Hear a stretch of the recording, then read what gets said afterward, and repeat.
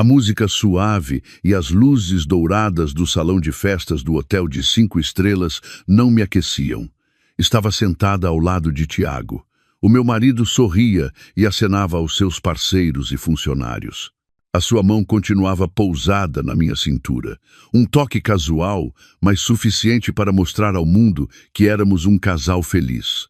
A minha barriga já se notava um pouco, redonda sob o vestido de seda suave, onde 2 pequenas vidas cresciam dia após dia. Esta era a festa de fim de ano da Construções Almeida, um império que Tiago construíra em quase 10 anos. E eu, como esposa do diretor, tinha de estar ali para abrilhantar o seu sucesso. Mas o meu sorriso estava congelado há muito tempo. Os enjoos matinais e o cansaço da gravidez eram apenas parte do problema. O que realmente me esgotava era a ansiedade que se infiltrava no meu coração. O meu olhar derivou inconscientemente para Sofia, a jovem secretária de Tiago. Usava um vestido vermelho justo, exibindo todas as suas curvas sensuais. Sofia não parecia uma funcionária normal. Movia-se pela festa como se fosse a anfitriã. E o seu olhar para Tiago não era de admiração, mas de posse. Bebe menos, não te vás embebedar. Sofia aproximou-se, ajustando-lhe a gravata com naturalidade, mesmo à minha frente. A sua mão deslizou levemente pelo peito dele, um gesto de intimidade chocante. Tiago apenas sorriu, sem a afastar. Já sei, sua fala barato. Apertei o meu copo de sumo de laranja, sentindo o frio do vidro na palma da mão. Disse a mim mesma que era apenas trabalho. Sofia era uma secretária eficiente, competente, por isso Tiago a favorecia. Repeti esta frase a mim mesma centenas de vezes. Cada vez que os via a sussurrar, cada vez que via as mensagens à meio da noite que Tiago apagava apressadamente. Mas o coração de uma mulher tem as suas próprias razões, e o meu gritava-me que nada era assim tão simples. Estou um pouco cansada.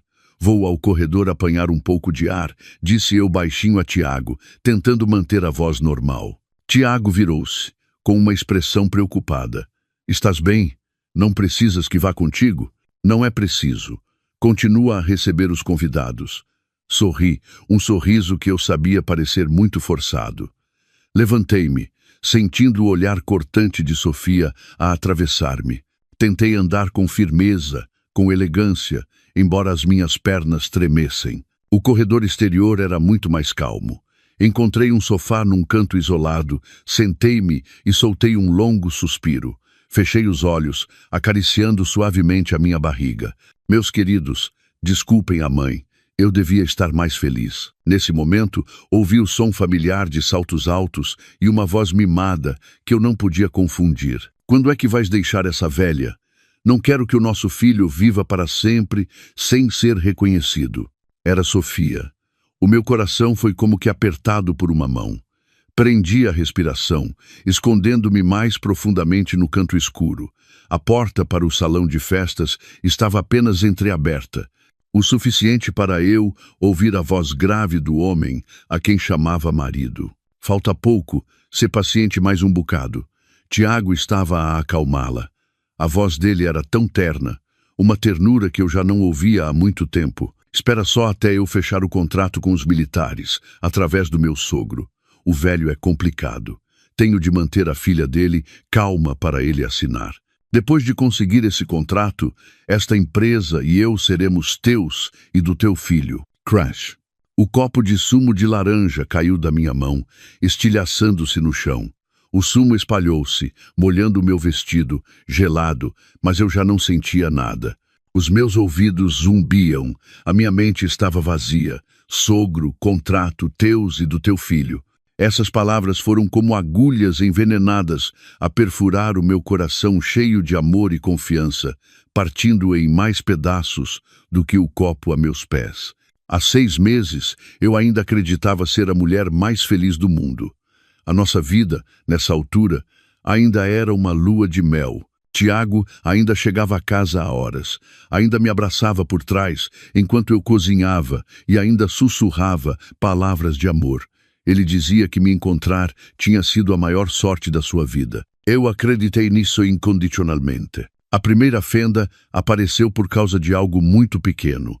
Um recibo esquecido no bolso de um casaco que levei à lavandaria para ele. Era o recibo de uma relojoaria de luxo com um valor que me fez vacilar. 25 mil euros por um relógio de homem, edição limitada. Revirei o armário dele todo, mas não vi o relógio. Ele nunca o usara. Nessa noite, preparei um jantar especial. Esperei até ele estar mais relaxado e perguntei, tentando soar casual. Querido, vi este modelo de relógio e achei lindo. Que tal comprarmos um par? Mostrei-lhe a imagem do relógio numa revista. Era o modelo exato do recibo. Tiago olhou. O seu rosto ficou tenso por um segundo, mas rapidamente recuperou a compostura. Ele riu e afagou-me a cabeça. Tens bom gosto, mas esse modelo eu já comprei. A sério? Porque não te vi usá-lo? Perguntei, surpreendida. Ah, isso. Ele hesitou por um momento e depois disse, com uma expressão muito séria. Foi um presente que comprei para um parceiro importante. A pessoa ajudou-nos muito no trabalho. Temos de ter estas atenções diplomáticas. Estes assuntos de negócios são complicados. Não te preocupes com isso. A resposta parecia razoável, mas a sua hesitação inicial deixou-me uma leve inquietação. Um parceiro tão importante que merecia um presente de 25 mil euros, mas eu escolhi acreditar nele. Disse a mim mesma, para não ser desconfiada, para não interferir demasiado no trabalho do meu marido. Essa inquietação talvez tivesse desaparecido se não fosse um encontro com amigos no fim de semana seguinte. Estávamos sentados num café elegante em Lisboa. Todos conversavam animadamente. Eu estava a ver o telemóvel quando, por acaso, vi uma nova publicação de Sofia, a secretária de Tiago, nas redes sociais. Ela estava na minha lista de amigos, um gesto que eu sempre considerei normal. A foto que Sofia publicou era de uma mão masculina e uma feminina entrelaçadas sobre o volante de um carro de luxo. A legenda estava cheia de orgulho, presente surpresa do meu amor. Obrigada por me mimares sempre. O que me fez parar não foi a legenda foleira, mas o que brilhava no pulso do homem anônimo. Era precisamente o relógio de edição limitada de 25 mil euros. Consegui reconhecer-lo imediatamente porque tinha olhado para a imagem dele inúmeras vezes. O meu coração começou a bater forte. Um arrepio percorreu-me a espinha. Mostrei a foto a Tiago com a voz trêmula. Querido, o relógio deste homem parece familiar. Tiago olhou para o ecrã. O seu rosto congelou por um segundo e depois desatou a rir, um riso um pouco alto demais, demasiado forçado. Coincidência, querida. É uma edição limitada, mas há vários em Lisboa. Estás sempre a imaginar coisas, disse ele, mudando rapidamente de assunto, puxando-me para a conversa dos outros. Mas eu já não conseguia ouvir mais nada. Os meus ouvidos zumbiam. Coincidência? Uma coincidência demasiado perfeita. A mentira desajeitada de Tiago, combinada com o aparecimento do relógio no pulso do namorado de Sofia, plantou uma semente de suspeita no meu coração. Vivi os dias seguintes como uma sonâmbula. Continuava a sorrir, a falar, a cuidar de Tiago, mas a minha mente já não estava ali. Esperei por uma oportunidade, um momento de descuido, para confirmar ou apagar a tempestade que se formava dentro de mim. A oportunidade surgiu numa quinta-feira à tarde. Tiago disse que tinha uma viagem de negócios inesperada a uma zona montanhosa para avaliar um novo projeto. Fez a mala à pressa, beijou-me na testa e prometeu voltar em breve. Fica bem em casa, descansa, não te esforces muito. As suas recomendações soavam tão falsas. Assim que o som do carro dele desapareceu no portão, agi imediatamente. O meu coração batia descontroladamente enquanto eu estava em frente ao cofre escondido atrás do quadro no escritório dele. Era o cofre pessoal de Tiago, onde ele dizia guardar documentos importantes e algum dinheiro para emergências. Eu nunca tinha tido curiosidade sobre ele, porque confiava nele absolutamente. Mas hoje era diferente. As minhas mãos tremiam enquanto marcava a sequência. uma sequência da qual eu costumava ter muito orgulho, a data do meu aniversário. Tiago tinha dito: "A chave para as minhas coisas mais importantes é sempre tu." Clique. A pesada porta do cofre abriu-se. Lá dentro não havia tanto dinheiro como eu imaginava, nem contratos de negócios, mas sim uma pasta de arquivo azul escura.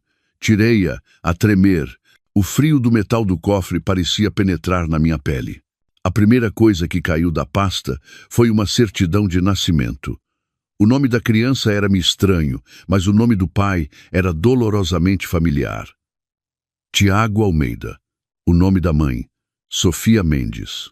A criança tinha 2 anos. O papel fino na minha mão pesava agora como uma tonelada. 2 anos. Significava que Tiago me tinha traído quase desde o início do nosso casamento. Talvez até antes. Eu tinha vivido numa peça de teatro elaborada durante tantos anos, sem saber. Por baixo da certidão de nascimento estava um teste de ADN com a conclusão escrita à tinta preta. Probabilidade de paternidade, 99%. A prova inegável. E por fim, o que me fez desmoronar completamente foi um contrato de compra de um apartamento de luxo numa zona cara da cidade, no Parque das Nações. Os nomes dos coproprietários: Tiago Almeida e Sofia Mendes. Todas as peças se encaixaram, formando uma imagem cruel e nojenta. O apartamento secreto, o filho ilegítimo, a relação que durava há anos. Afinal, eu era apenas uma fachada perfeita, uma ferramenta para ele enganar toda a gente, para ele usar as ligações da minha família. Ri-me, um riso seco e amargo. As lágrimas começaram a cair, quentes, rolando pelo meu rosto. Afinal, eu era apenas uma idiota. Nesse exato momento, senti um leve toque na minha barriga, e depois outro. Eram os meus filhos. Estavam a mexer-se. Pela primeira vez, senti a sua existência de forma tão clara. No meio dos destroços da traição, uma vida vibrante insistia em crescer. Abracei a minha barriga, as lágrimas ainda caíam, mas não eram mais lágrimas de fraqueza. Eram as lágrimas de uma mãe. Por eles eu tinha de ser forte. Por eles, eu não me podia permitir cair. Depois da noite horrível na festa da empresa, voltei para casa num silêncio assustador. Não chorei, nem fiz uma cena. Apenas tomei um banho em silêncio, vesti-me e deitei-me na cama, de costas para Tiago. O meu silêncio parecia ser mais assustador do que qualquer tempestade, e Tiago, sendo astuto, percebeu-o perfeitamente. Ele não dormiu. Sentiu-o ali deitado, a revirar-se na cama, talvez a calcular como representar a próxima cena. Na manhã seguinte, quando saí do quarto, Tiago já estava à minha espera na mesa do pequeno almoço. Ele não fora trabalhar. Tinha o rosto pálido e olheiras profundas, como se tivesse passado a noite em claro. "Beatriz", ele chamou com a voz rouca, "precisamos de falar." Não respondi, apenas me sentei em silêncio na cadeira, em frente a ele. Queria ver o que ele diria, que peça iria representar. Tiago aproximou-se e, de repente, ajoelhou-se à minha frente. Esse gesto fez-me parar. "Peço desculpa", ele disse, levantando o rosto cheio de angústia para mim. "A culpa é toda minha. Eu errei, Beatriz." Lágrimas começaram a cair dos olhos do homem que eu tanto amara. Ele agarrou a minha mão, levou-a ao seu rosto. "Eu sei que ouviste tudo, mas as coisas não são como pensas. Juro-te, não é como eu penso?" Finalmente falei. A minha voz fria como gelo. "Então como é? Explica-me." "Foi ela que me armou uma cilada", disse Tiago, com a voz cheia de raiva. "A Sofia. Ela enganou-me. Aquele bebê não é meu. Ela andava com outro homem e culpou-me para me forçar a assumir. Eu só. Foi só uma fraqueza momentânea, uma pequena fraqueza de homem. Entendes? Eu já tinha terminado tudo. Juro. Mas ela não me larga. Ameaçou destruir a nossa família. Ele contou uma história elaborada. Uma história onde ele era a vítima. Um marido que dera um passo em falso, mas que ainda era totalmente dedicado à sua família. Disse que se manteve em silêncio, aguentando tudo, por medo de me magoar, por medo de afetar a gravidez. Disse que prometia resolver tudo, que ia despedir a Sofia, dar-lhe uma quantia em dinheiro para ela desaparecer das nossas vidas. A sua atuação era perfeita. Cada palavra, cada lágrima, cada aperto de mão trêmulo, tudo parecia incrivelmente real. Se fosse a Beatriz de há um mês, talvez eu tivesse acreditado. Talvez o meu coração tivesse amolecido, talvez o tivesse abraçado e perdoado. Mas a Beatriz de agora, depois de ter visto as provas irrefutáveis no cofre, achava esta cena apenas ridícula e desprezível. Fiquei em silêncio, deixando-o falar, deixando-o chorar. Quando ele ficou sem palavras, restando apenas os soluços, retirei lentamente a minha mão. «Queres que eu acredite em ti?» perguntei, calmamente. «Eu imploro-te». Ele acenou freneticamente. «Dá-me uma oportunidade, Beatriz. Só mais uma. Vou marcar um encontro a 3. Vou obrigar lá a dizer a verdade à tua frente. Pode ser?» Olhei-o nos olhos, aqueles olhos que já tinham sido o meu mundo. Agora, continham apenas falsidade, mas eu assenti. Está bem. Quero ouvi-la da boca dela. Marcamos encontro num café com esplanada, sossegado. Um lugar suficientemente privado para uma conversa difícil, mas suficientemente público para que ninguém se atrevesse a fazer algo drástico. Cheguei mais cedo. Escolhi uma mesa num canto, de onde podia observar todo o espaço. Pedi um chá de camomila, tentando manter a mente o mais calma possível. 10 minutos depois, Tiago e Sofia chegaram juntos. Tiago mantinha a expressão de sofrimento e arrependimento, mas Sofia, ela surpreendeu-me. Tinha desaparecido a aparência provocadora e desafiante da festa. Hoje, usava um vestido largo de grávida, de cor suave, o rosto sem maquilhagem, pálido e abatido, os olhos inchados como se tivesse chorado muito. Parecia uma verdadeira vítima. Sentaram-se em frente a mim. O silêncio era sufocante. Tiago foi o primeiro a falar. Diz-lhe, virou-se para Sofia, a sua voz era severa, mas ainda misturada com um toque de compaixão. Conta toda a verdade, a minha mulher. Sofia baixou a cabeça, as mãos entrelaçadas nervosamente, os ombros a tremerem levemente, e então começou a chorar. Soluços embargados e intermitentes. Peço desculpa, Beatriz, disse ela, com uma voz quase inaudível. A culpa é toda minha. Fui eu que não tive juízo, que incomodei a vossa família. Eu continuei em silêncio, mexendo lentamente o meu chá já frio. A peça tinha começado. A verdade é que... Sofia levantou o olhar, os olhos banhados em lágrimas.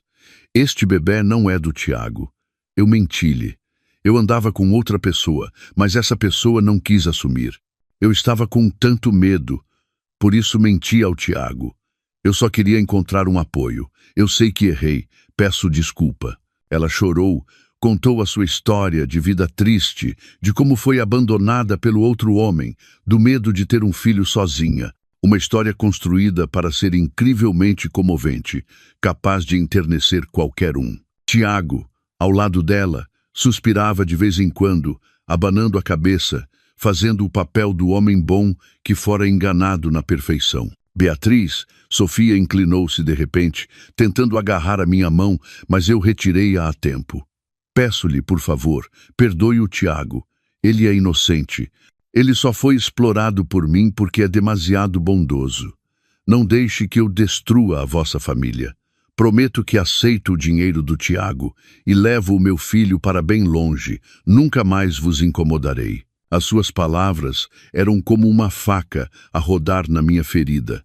Ela estava a tentar fazer-me parecer a esposa egoísta e mesquinha se eu não perdoasse o Tiago. Olhei para os 2 atores à minha frente. Estavam tão bem coordenados, tão sincronizados. Por um momento, quase me ri do descaramento deles. Olhei discretamente para debaixo da mesa. Vi a mão de Tiago, que estava pousada na sua própria coxa, a dar pequenas palmadas na mão de Sofia.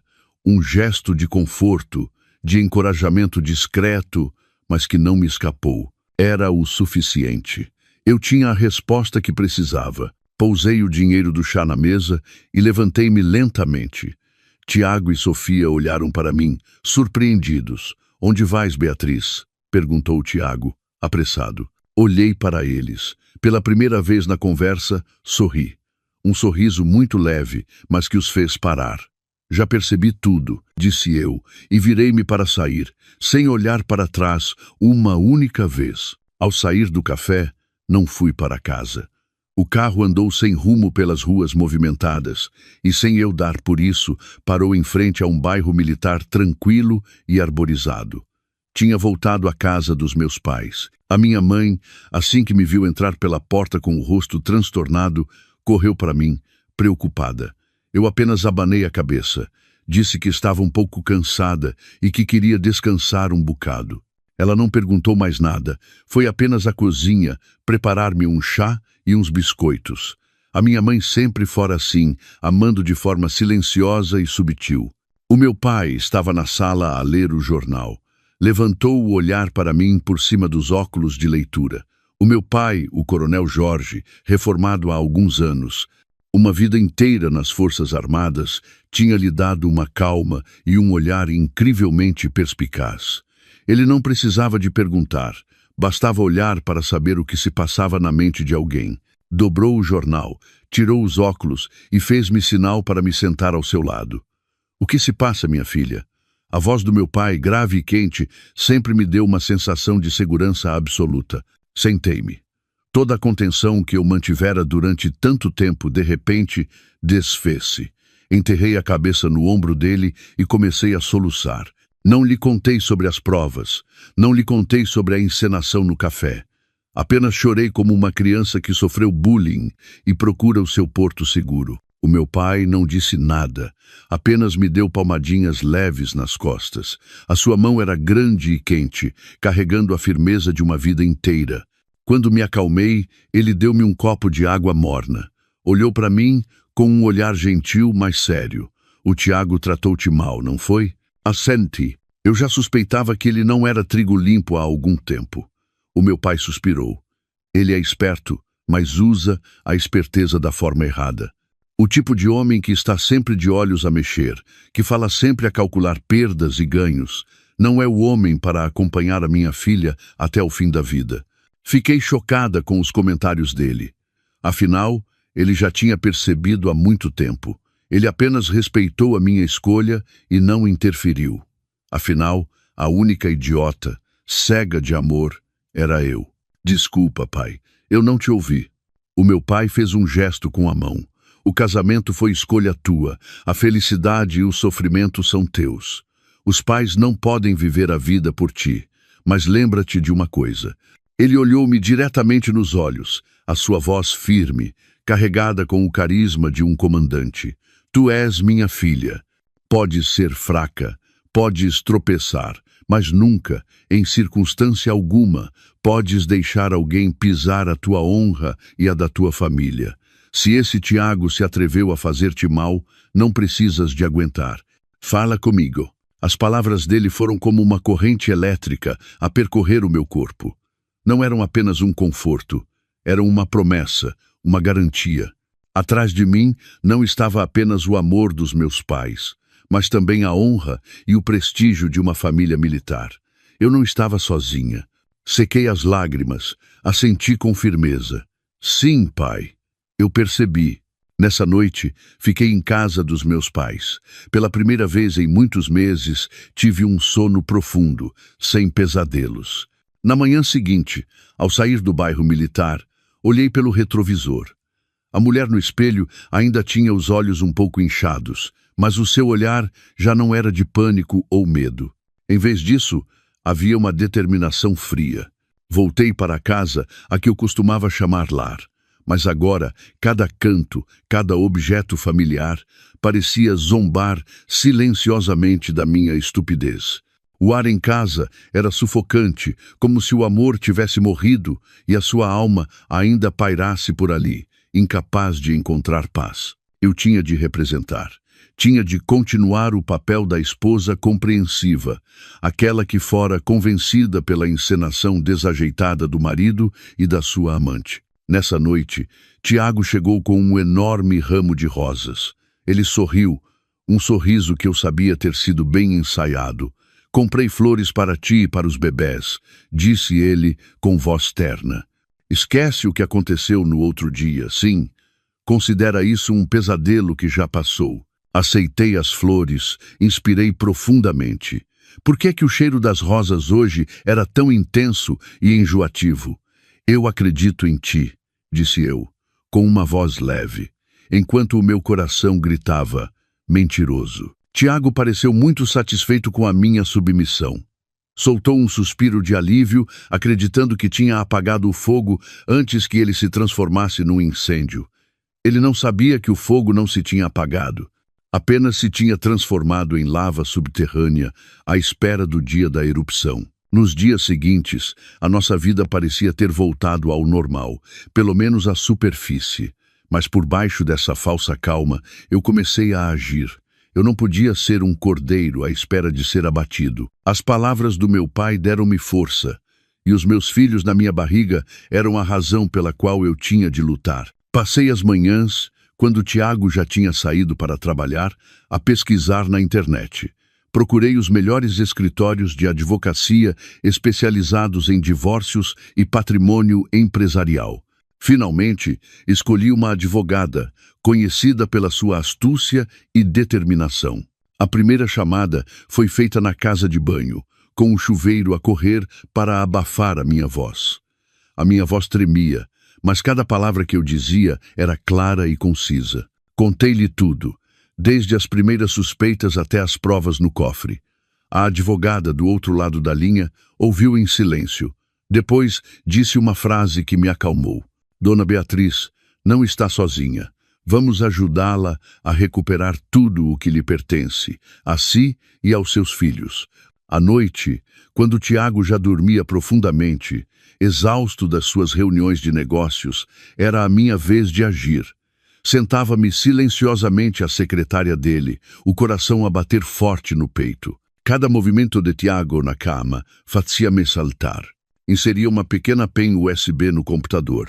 Copiava tudo, os ficheiros Excel que registravam transferências suspeitas, os contratos que tinham o nome de Sofia, os e-mails trocados entre eles que não falavam apenas de trabalho. Copiei tudo para uma pasta encriptada e enviei para um endereço de e-mail secreto que tinha acabado de criar.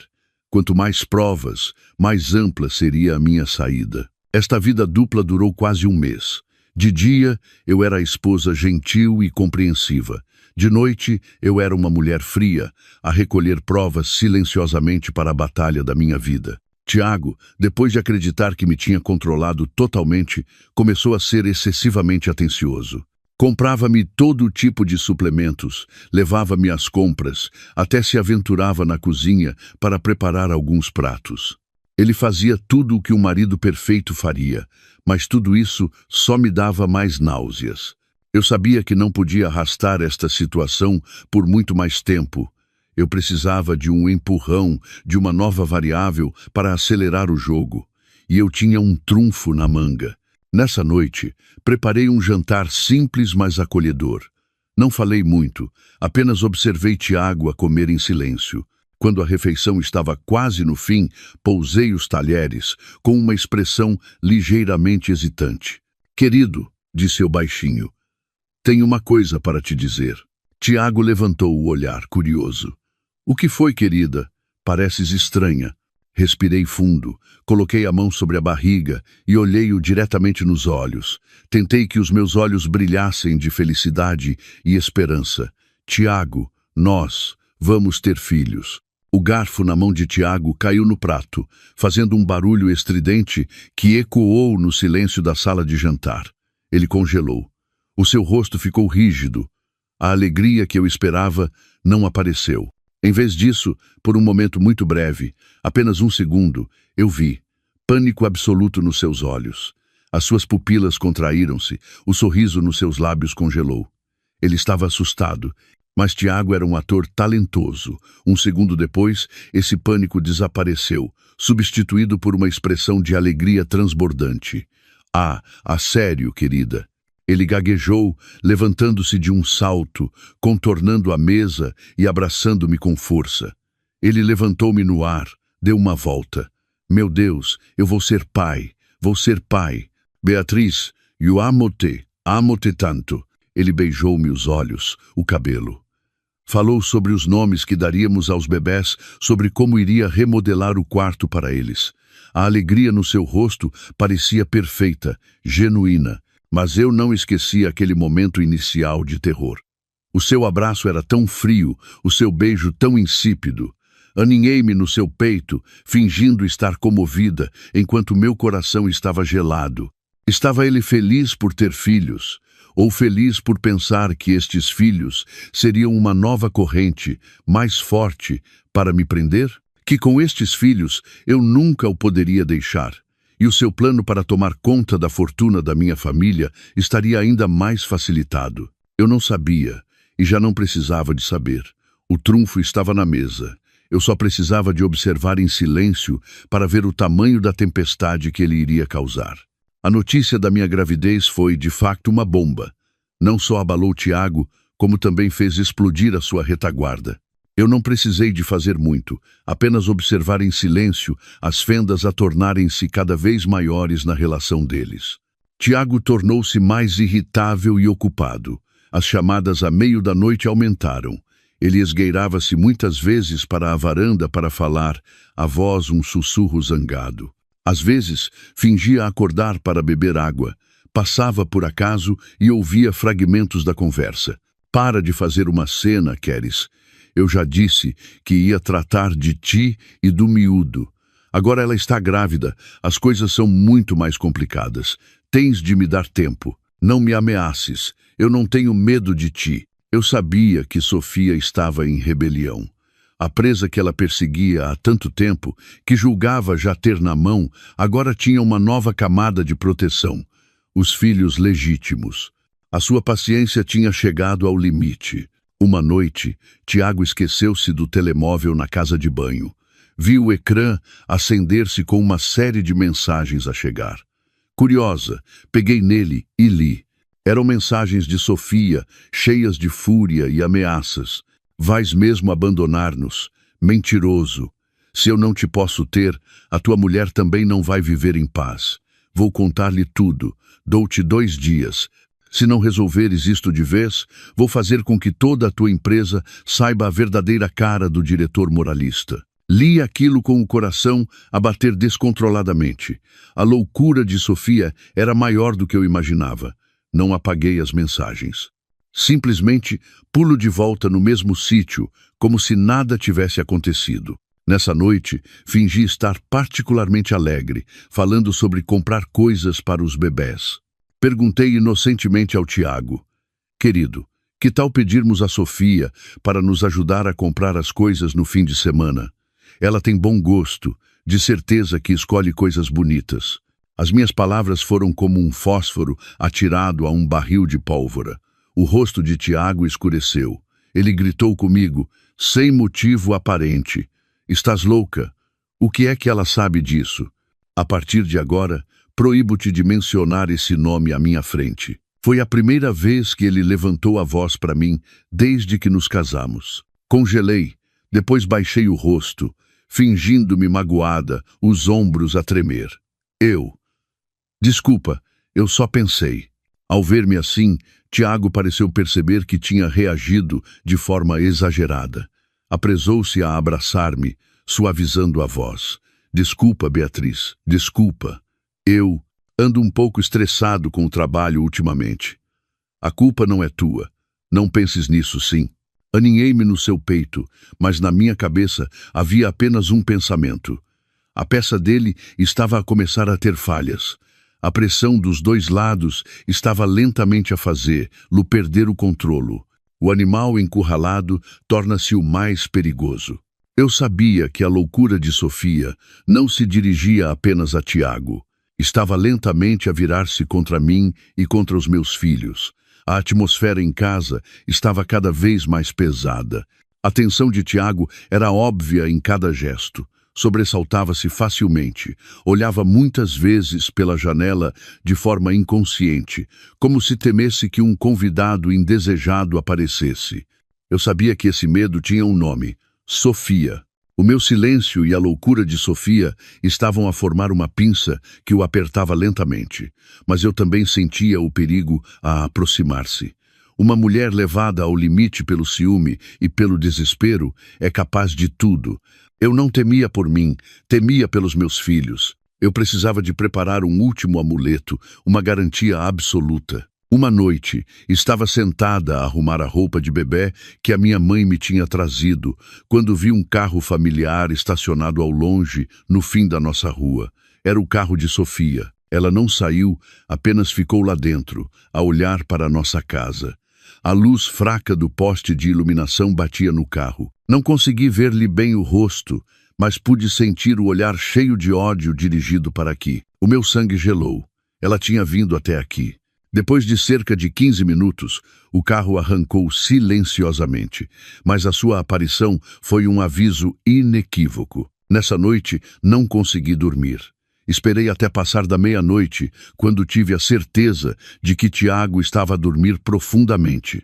Peguei no telemóvel e fui para a varanda. Não liguei à minha advogada, nem a amigos. Marquei um único número, o do meu pai. Depois de alguns toques, a chamada foi atendida. A voz do meu pai, grave e calma, mesmo sendo quase 2 da manhã. Estou. A minha garganta apertou-se. Tentei manter a voz calma e clara, embora o meu coração batesse como um tambor de guerra. Pai, sou eu, a Beatriz. Sei, Beatriz. Porque ainda não estás a dormir? Pai, respirei fundo. Acho que vou ter problemas. A linha ficou em silêncio por um instante. Eu sabia que, com apenas aquela frase, o meu pai tinha compreendido a gravidade da situação. Ele não me perguntou que problemas, nem porquê. Prepara-te, por favor. Continuei, com voz firme. A password do meu telemóvel é a data de aniversário da mãe. Está lá tudo. Percebido. A voz do meu pai não mudou. Continuava calma e firme. Fica tranquila e dorme. A chamada terminou. Curta. Sem palavras desnecessárias, mas foi mais eficaz do que qualquer promessa. Eu conhecia o meu pai, um velho soldado. Ele entendia ordens e avisos não verbais melhor do que ninguém. Ele não ia ficar parado, ele ia agir. Voltei para o quarto, olhei para o homem que dormia profundamente na cama. O homem que me tinha empurrado, a mim e aos meus filhos, para esta situação perigosa. O meu coração estava completamente calmo. Eu tinha feito tudo o que podia. A inauguração da nova filial da empresa foi organizada num resort de luxo em Cascais, um local perfeito para ostentar sucesso.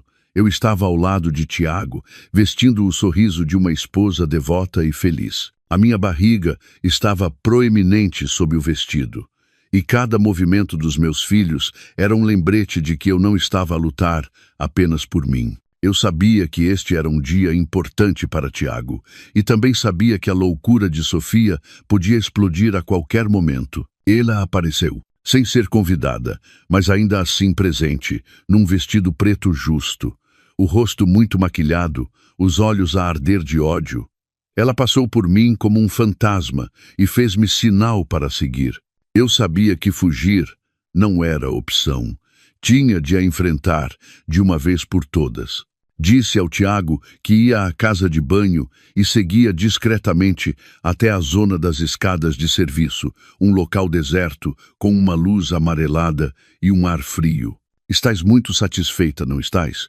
A voz de Sofia soou primeiro, sibilante e cheia de ciúme.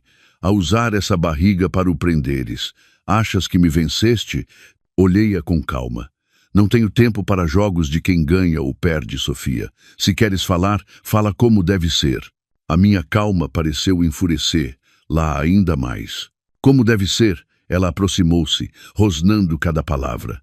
Tu roubaste-me o meu homem, o futuro do meu filho, e pedes-me para falar como deve ser? O seu hálito cheirava a raiva. Achas que é com esse feto que o vais segurar?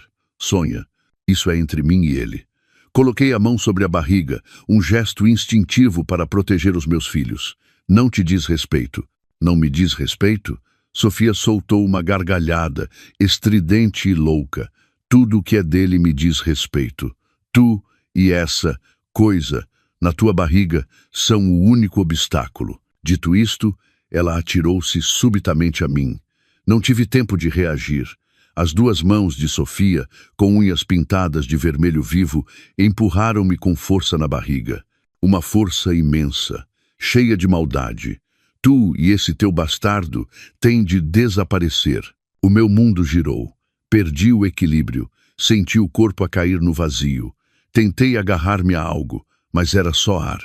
O meu grito foi abafado pela escadaria silenciosa. Só consegui ver o sorriso de triunfo distorcido no rosto de Sofia antes de rebolar pelos degraus de mármore frio. A dor atingiu-me como uma lâmina, rasgando-me o corpo. Bati com a cabeça num degrau. Tudo ficou turvo. Ouvi gritos, passos apressados. Fiquei encolhida no fundo das escadas. Senti algo quente e úmido a espalhar-se por baixo de mim. Sangue, meus filhos. Sussurrei. Um medo horrível apertou-me o coração. Através do nevoeiro da dor e das lágrimas, vi a sombra de Tiago. Ele parecia genuinamente em pânico. Tentei estender a mão para ele, o meu marido, o pai dos meus filhos, mas não. Ele passou por mim a correr, direto para Sofia, que estava encostada à parede, a fingir que tremia. Estás bem? Machucaste-te? Ele amparou-a apressadamente, a voz cheia de preocupação. Fiquei ali deitada, a ver aquela cena.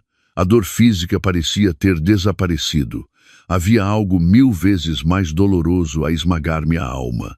O homem que eu amara, na hora de vida ou morte minha e dos meus filhos, correu primeiro para proteger a amante. Só depois de se certificar que Sofia estava bem, é que Tiago se virou para mim. Correu escada abaixo. O pânico ainda estava no seu rosto. As pessoas começaram a juntar-se. Ouve-se um burburinho. "Chamem o Inem", gritou alguém. Tiago ajoelhou-se ao meu lado. Pensei que talvez um resto de consciência tivesse despertado, mas não. Ele inclinou-se. No meio da confusão, sussurrou-me ao ouvido. O seu rosto estava perto, mas o olhar era distante e cruel. A sua voz não era de preocupação, mas uma ordem fria. Devia ser esterilizada. Ele sibilou e adotar o nosso filho.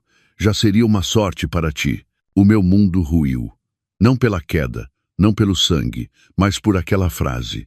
A frase de um demônio. Ele não queria apenas matar os meus filhos. Queria tirar-me o direito de ser mãe para sempre e obrigar-me a criar o filho dele com a amante. Era a humilhação final. Olhei para ele, os olhos turvos de lágrimas. Queria gritar, mas da minha garganta só saíam gemidos. A dor no ventre aumentava e a minha consciência começou a desvanecer-se. Antes de mergulhar na escuridão, a última imagem que vi foi o rosto de Tiago.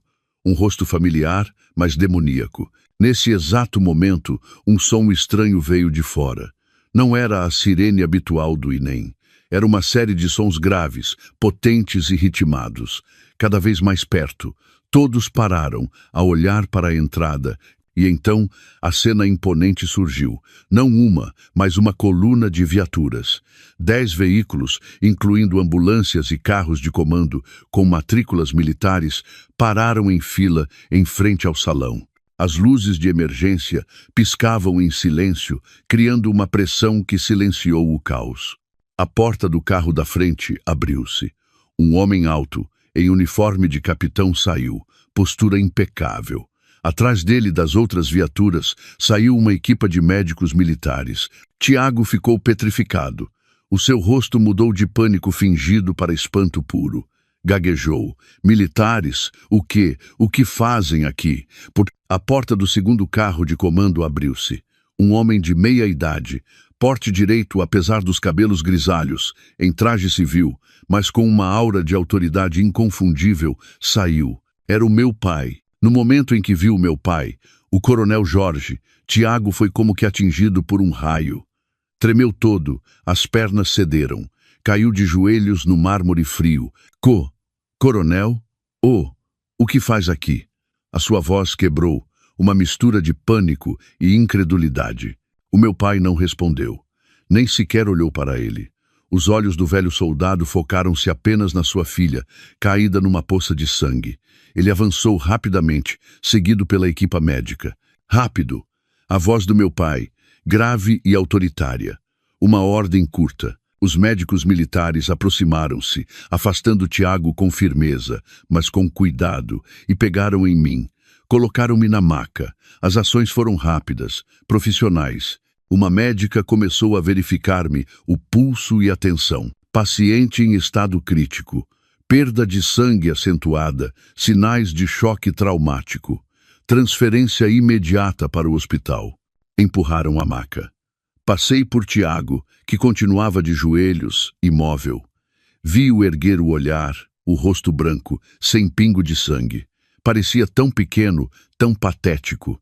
Na ambulância militar, o ambiente era de concentração total. Senti uma mão quente a segurar a minha. É o pai. Ele não disse nada, apenas se sentou ao meu lado. A sua presença era como uma montanha, a proteger-me.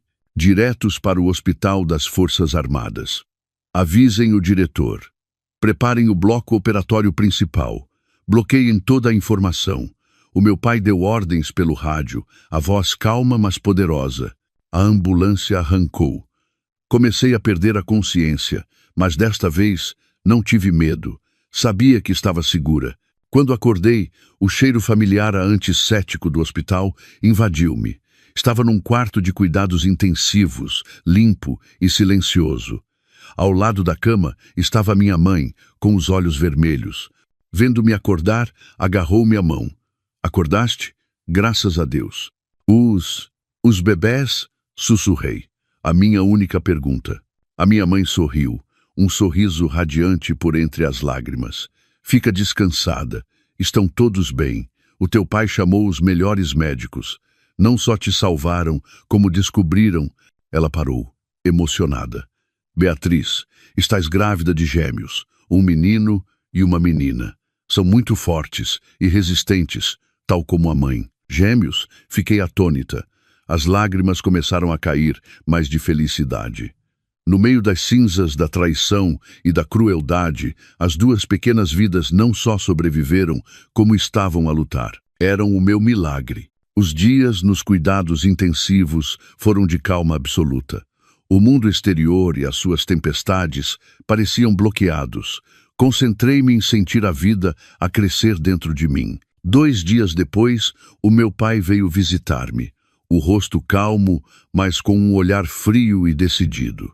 O Tiago está lá fora a fazer um escândalo, disse ele enquanto descascava uma maçã. Quer ver-te de qualquer maneira. O hospital recusou, como pedimos. Está na hora de lhe darmos uma resposta. O que vais fazer, pai? O meu pai pousou a maçã. Tu precisas de paz para esta gravidez. Para isso, aquele animal tem de acreditar que a presa dele perdeu todo o valor. Fez uma pausa. Vou lá fora dizer-lhe que não conseguimos salvar os bebés. O meu coração doeu.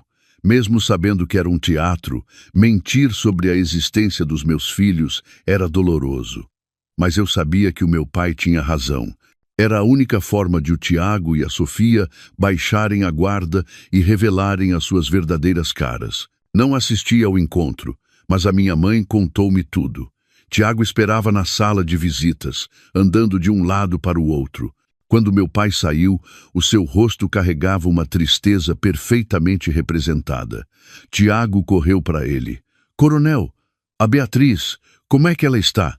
E os meus filhos? O meu pai ficou em silêncio por um momento e depois suspirou longamente. Não conseguimos salvá-los. A minha mãe contou que nesse instante Tiago ficou hirto. Olhou para o meu pai e depois deixou-se cair num banco com as mãos na cara. Os ombros tremiam, ele chorava. Soluços de dor. Uma atuação perfeita. Mas a minha mãe, que observava de um canto, não perdeu o momento. O instante antes de ele cobrir o rosto. Nos seus lábios surgiu um breve sorriso de alívio e nos seus olhos um brilho de libertação, as lágrimas de felicidade do traidor. O médico disse que a queda foi grave e ela já estava mentalmente instável, continuou o meu pai, com voz pesarosa. A Beatriz precisa de isolamento para tratamento psicológico. Ninguém a pode visitar. Vai para casa, Tiago. Depois dou notícias. Ele acenou, ainda a soluçar. Levantou-se cambaleante e saiu. As suas costas pareciam abatidas, mas eu sabia que por dentro ele estava em festa. O maior obstáculo tinha sido removido. Ele estava livre para ir ter com Sofia e o filho dela. Depois da saída de Tiago, o meu quarto de hospital tornou-se num quartel-general silencioso. Entreguei ao meu pai o telemóvel, a arma que eu preparara. A password é o aniversário da mãe.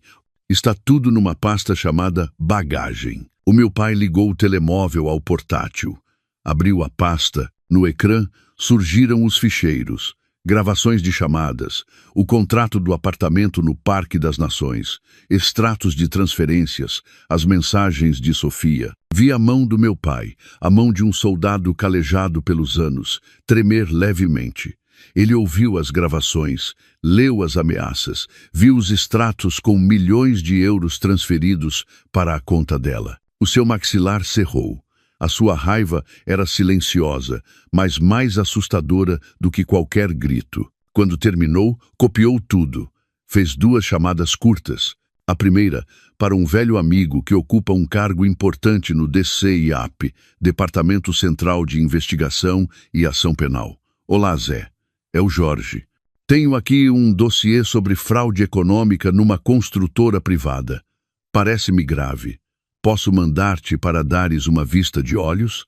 A segunda chamada, para um jornalista de investigação de renome. Manel, é o Jorge.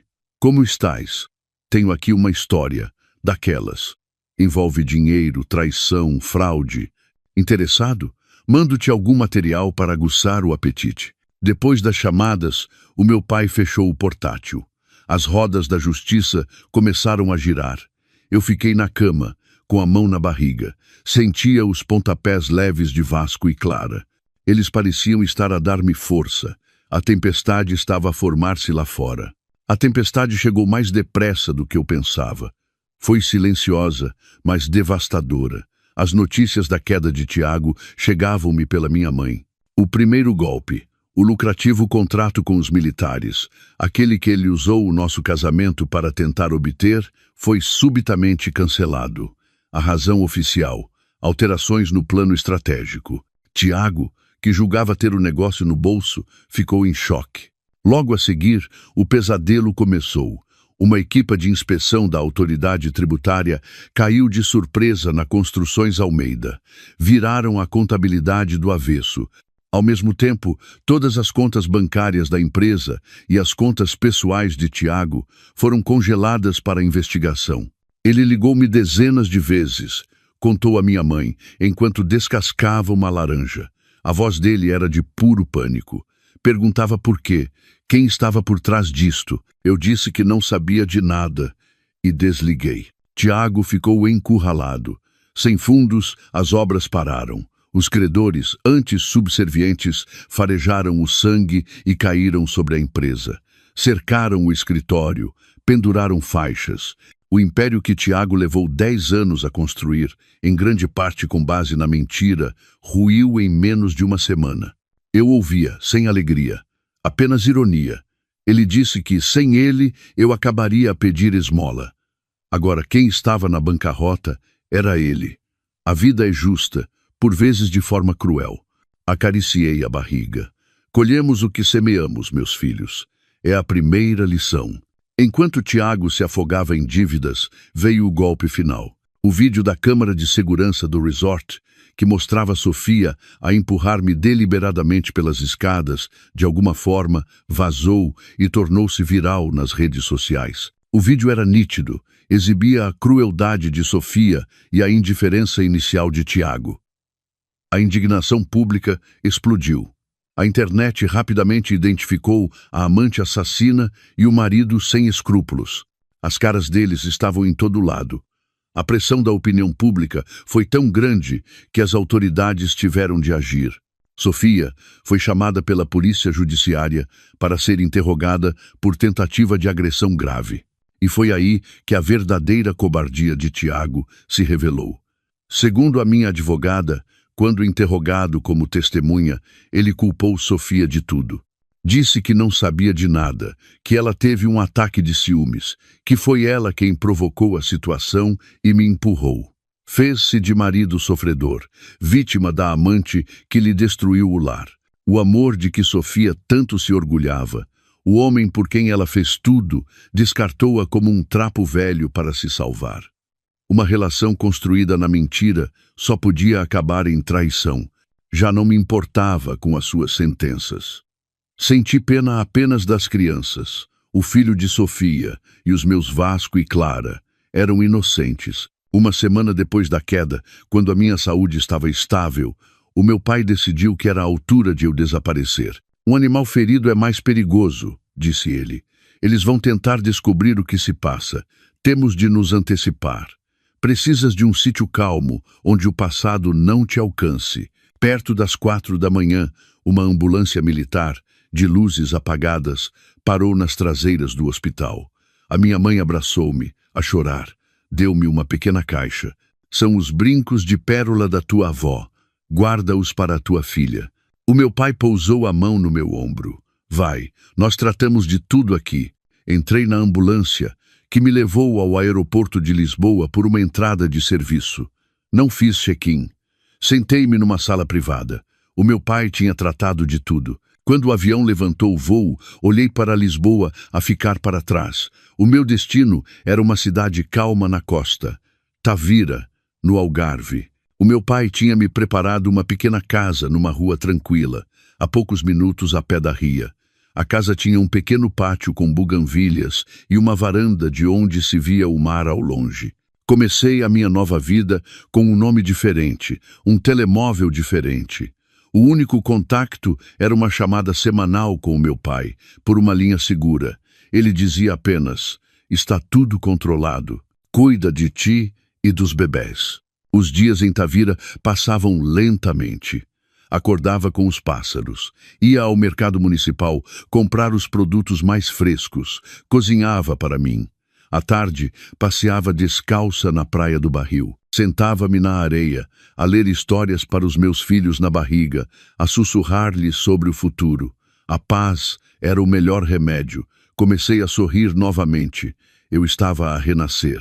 A hora chegou numa manhã de verão. As contrações vieram fortes, mas eu estava calma. Fui levada para um hospital privado em Faro, onde uma equipa médica, conhecidos do meu pai, já me esperava. Deram-me uma segurança absoluta. A dor era intensa, mas pensei nos meus filhos. Força, já vejo a cabeça, gritou a parteira. Juntei as minhas últimas forças, e então um choro forte ecoou. O meu filho, mas a dor voltou. A minha menina. Minutos depois, outro choro mais suave. Parabéns, minha senhora. Um menino e uma menina. Estão os 3 bem. Quando colocaram aquelas 2 criaturinhas no meu peito, toda a dor desapareceu. Eram os meus filhos, o meu sangue. Dei-lhes os nomes de Vasco e Clara. A minha vida tinha agora um novo propósito. Viver por eles. A vida de mãe de gêmeos não era fácil, mas enchia-me de uma felicidade atarefada. Noites sem dormir, fraldas, os 2 a chorar ao mesmo tempo. Mas bastava um sorriso do Vasco ou um bocejo da Clara e o cansaço desaparecia. Aos 6 meses, na altura da diversificação alimentar, percebi que não confiava totalmente nos produtos processados. Com os meus conhecimentos de nutrição, decidi fazer tudo em casa. Comecei com papas e purés simples. Ia ao mercado de manhã cedo, escolhia os legumes biológicos, a carne e o peixe mais frescos. A minha pequena cozinha tornou-se um laboratório. Ao verem o Vasco e a Clara tão saudáveis, as mães vizinhas começaram a pedir-me ajuda. Estou sem tempo, podes fazer também para o meu? A ideia surgiu. Por que não transformar isto num pequeno negócio? Criei uma página no Facebook, A Cozinha da Bia. Tirei fotos dos pratos, dos ingredientes frescos e partilhei as minhas dicas de nutrição. As primeiras encomendas vieram das vizinhas, depois as amigas das vizinhas. O passa-palavra funcionou. De dia, tratava dos meus filhos. À noite, quando dormiam, eu cozinhava e embalava as encomendas. Pela primeira vez, senti a alegria de ganhar o meu próprio dinheiro. Já não era a mulher dependente. Era uma mãe solteira e empreendedora. O tempo no Algarve voou. A cozinha da Bia cresceu. Aluguei um pequeno espaço comercial e contratei 2 ajudantes. Mas todas as tardes eram sagradas. Levava o Vasco e a Clara à praia. Eu quase me esquecera de Tiago e Sofia. Mas uma tarde vi uma notícia num jornal online. Secretária condenada a pena suspensa por agressão à mulher de administrador. Julgamento revela detalhes chocantes. Li o artigo. Sofia, com o vídeo como prova, apanhou 2 anos de pena suspensa, mas o que me chamou a atenção foi o resto.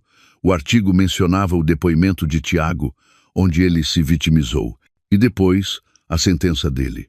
Tiago Almeida foi condenado a 7 anos de prisão efetiva por fraude qualificada, burla e má gestão danosa.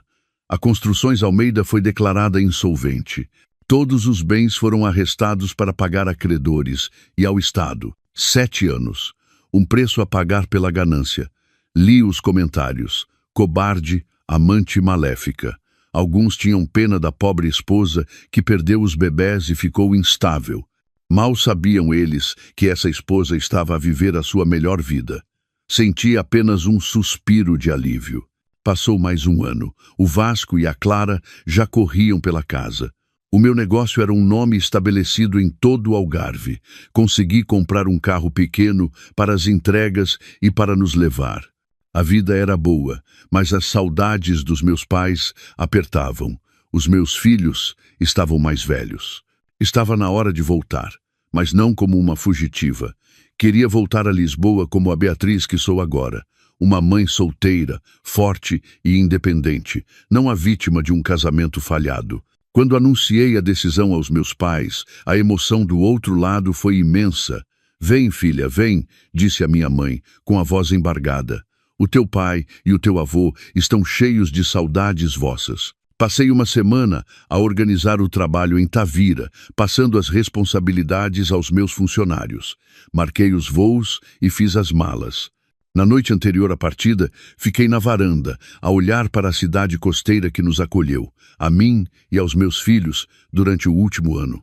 O meu coração estava cheio de gratidão. Esta terra tinha me curado, tinha me dado um novo começo. Quando o avião aterrou no aeroporto de Lisboa, respirei o ar fresco da minha cidade natal e uma emoção indescritível invadiu-me. Continuava a ser esta cidade, continuavam a ser estas ruas, mas eu já não era a Beatriz de antigamente. Os meus pais e o meu avô esperavam por nós na zona das chegadas. No momento em que viram o Vasco e a Clara, não conseguiram conter as lágrimas. A minha mãe abraçou os 2 netos, cobrindo-os de beijos. O meu pai, o coronel Jorge, o homem sério de sempre, também tinha os olhos marejados, sem saber a qual pegar primeiro. O meu avô apenas ficou ali, a sorrir, os olhos a brilhar de felicidade. Ao ver aquela reunião, soube que a minha decisão de voltar tinha sido a correta. Os dias em casa dos meus pais foram de pura felicidade. A casa estava sempre cheia das gargalhadas do Vasco e da Clara. O meu pai, o coronel sério, tornara-se um avô babado, pronto a deitar-se no chão para fazer de cavalo para os 2 montarem. A minha mãe passava o dia na cozinha a preparar os nossos pratos favoritos. Durante um jantar em família, perguntei casualmente à minha mãe sobre o Tiago. Não perguntei por sentir saudades, mas por simples curiosidade sobre alguém que fizera parte da minha vida. A minha mãe suspirou, pousando os talheres. Ele saiu da prisão há alguns meses. Parece que teve liberdade condicional por bom comportamento. A sério? Perguntei, com voz calma. Como é que ele está agora? Numa miséria, filha, a minha mãe contou. A empresa faliu, os bens foram todos penhorados. Os pais dele, na aldeia, venderam tudo e mudaram-se de vergonha. Ele saiu da prisão sem nada, sem casa, sem família. Ouvi dizer por antigos vizinhos que ele agora trabalha a fazer cargas e descargas no Marley. Anda sempre cabisbaixo, não fala com ninguém. Fiquei em silêncio, a ouvir. A imagem do homem de fato elegante, copo de vinho na mão, a falar de projetos multimilionários. e a imagem de um homem a carregar caixotes no mercado. Era difícil de acreditar, mas era a realidade. E a Sofia? Essa, depois do julgamento, desapareceu. Deve ter voltado para a terra dela. Dizem que também está mal.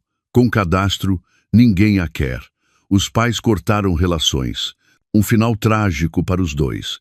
Tiveram tudo nas mãos: dinheiro, um caso ilícito e planos maquiavélicos.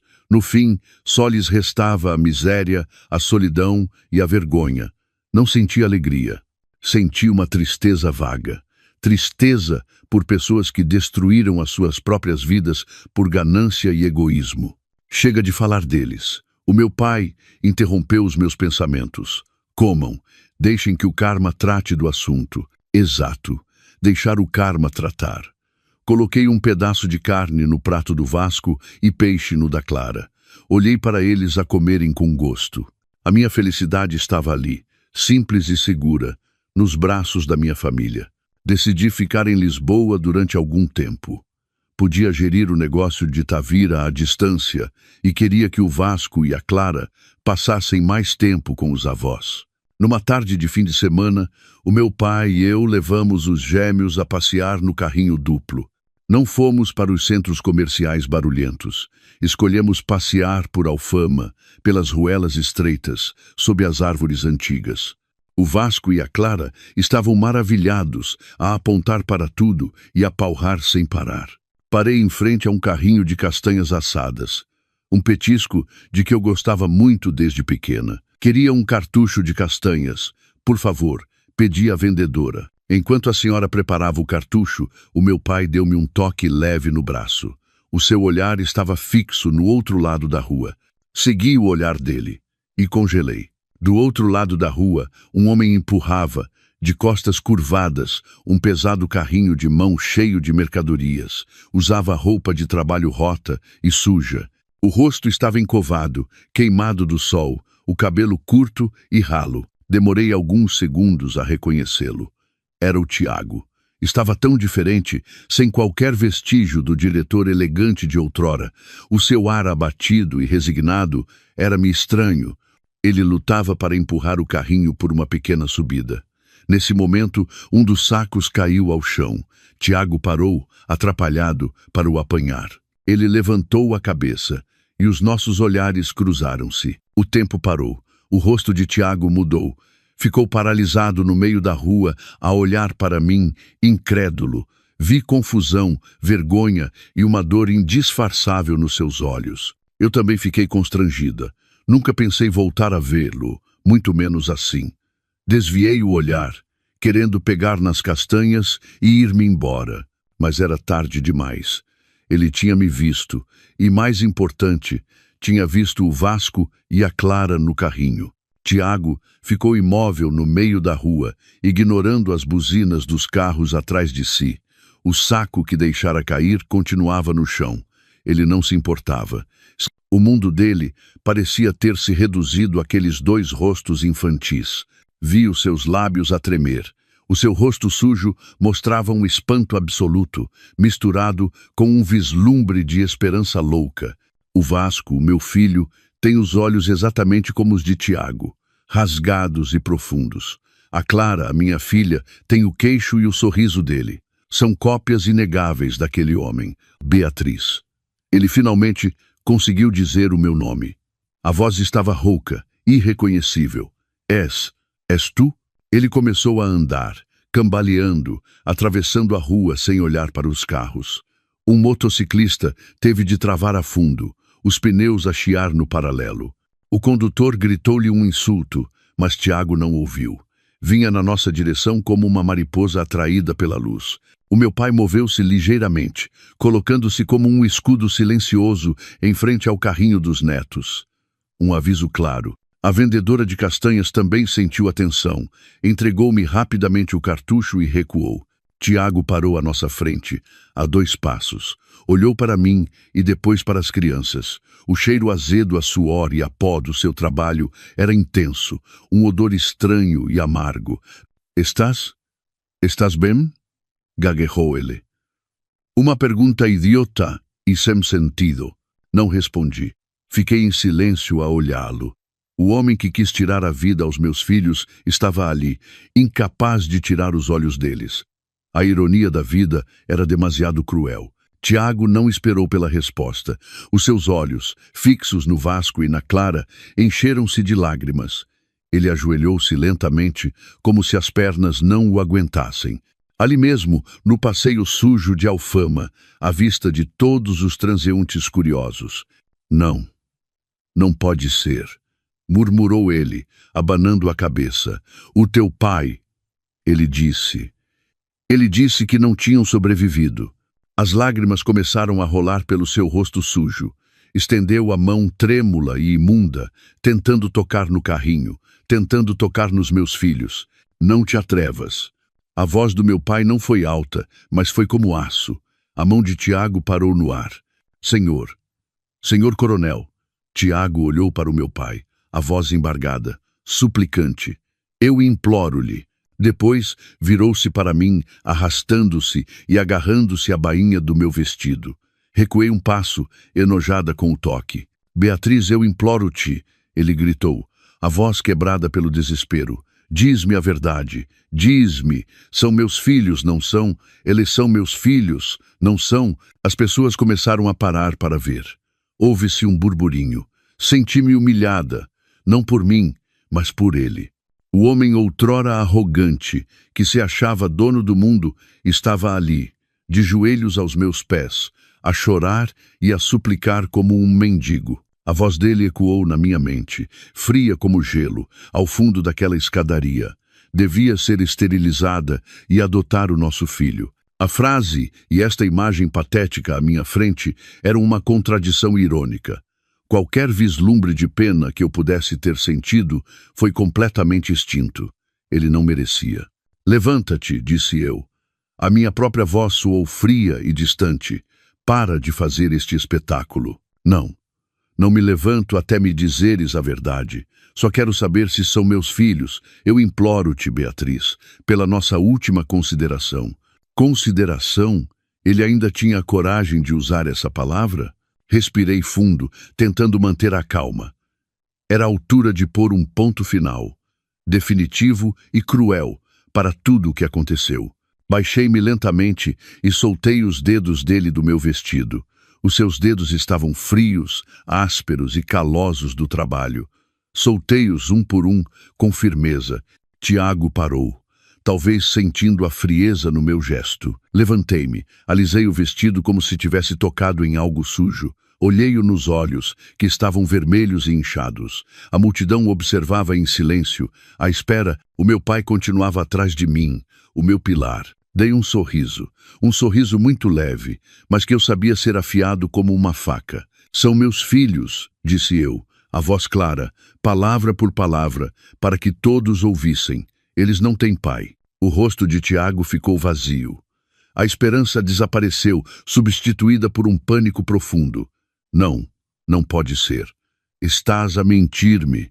Ri-me friamente. Um riso que carregava todo o desprezo e amargura que guardei durante anos. Inclinei a cabeça, olhei-o nos olhos e disse a frase final, a frase que eu sabia que o assombraria para sempre. O pai deles, articulei, foi castigado por Deus. Morreu há muito tempo. Assim que terminei, Tiago ficou branco, como se tivesse levado um choque elétrico. A vida drenou-se dos seus olhos, deixando apenas um desespero cinzento. Ele caiu sentado no chão, completamente destruído. Não olhei mais para ele. Virei-me para o meu pai. A minha voz voltou ao normal. Vamos embora, pai. As castanhas vão arrefecer. O meu pai acenou levemente. Havia orgulho no seu olhar. Ele empurrou o carrinho e afastámo-nos calmamente, passando pelo homem que ficara petrificado no passeio. Os murmúrios da multidão e os soluços desesperados de Tiago começaram atrás de nós, mas nenhum de nós olhou para trás. Fizeste muito bem, disse o meu pai, baixinho, quebrando o silêncio. Eu sei, poi, respondi, ovosleve. Não dissemos mais nada. O meu pai compreendeu a minha decisão, e eu compreendi o seu apoio incondicional. Naquela tarde, o sol de Lisboa estava dourado, dançando por entre as árvores antigas. O Vasco e a Clara adormeceram no carrinho, os seus rostos serenos. Olhei para eles e depois para o meu pai ao meu lado, de costas direitas, apesar do cabelo grisalho. Senti uma gratidão imensa. A tempestade tinha mesmo passado pela minha vida.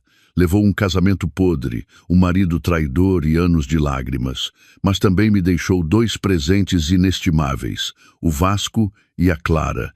E, acima de tudo, deixou-me força, maturidade e a capacidade de me manter de pé sozinha.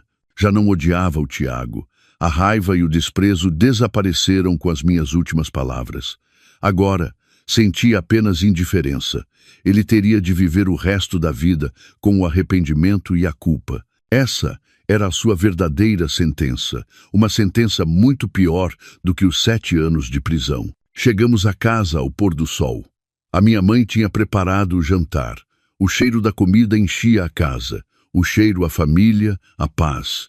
Nessa noite, fiquei no quarto a ver o Vasco e a Clara a dormir. Toquei nos brincos de pérola da minha avó, que a minha mãe me dera. A jornada à nossa frente dos 3 ainda era longa. Haveria dificuldades, haveria desafios.